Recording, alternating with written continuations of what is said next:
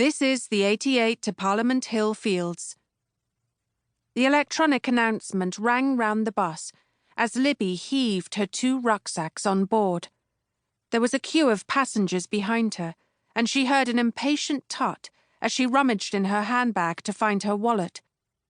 Finally, she located it and tapped her card to pay, but not before she heard someone mutter, "Bloody tourist."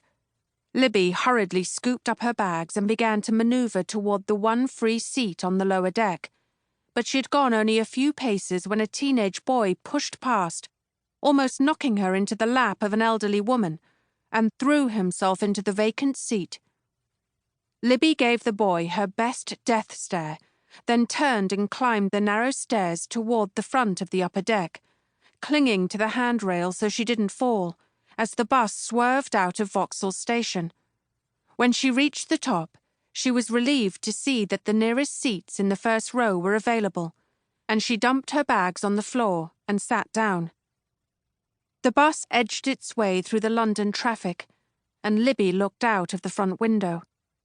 Everyone seemed in such a hurry, crowds of pedestrians streaming along the pavement, car horns honking like angry geese, a cyclist gesturing and swearing at a taxi driver. As the bus drove onto Vauxhall Bridge, Libby turned right to get a view along the River Thames. She recognised the Tate Britain Art Gallery, and behind it the London Eye, its glass pods glistening in the late April sunshine. Simon had taken Libby on it once as a birthday treat, 3 or 4 years ago.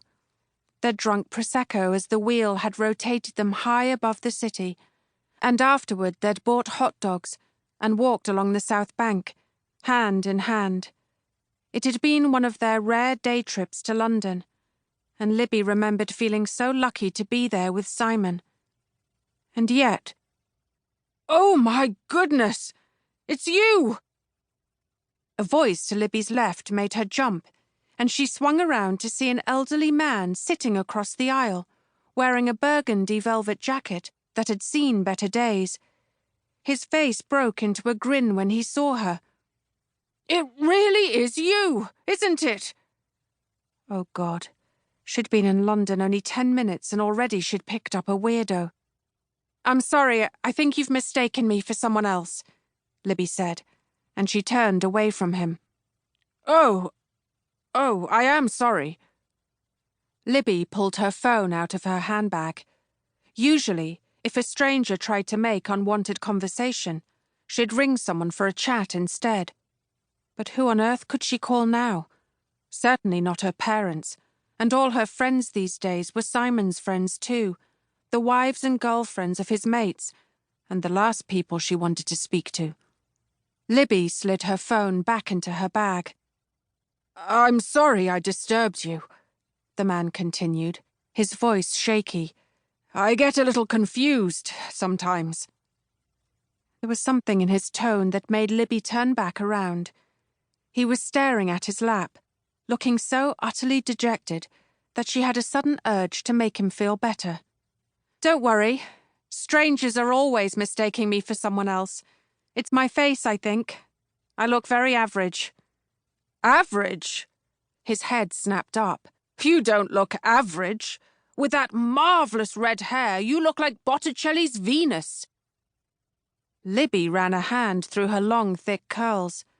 Her hair had been called many things over the years, ginger nut, Weasley, carrot top, but never compared to a Renaissance painting, and she couldn't help but smile.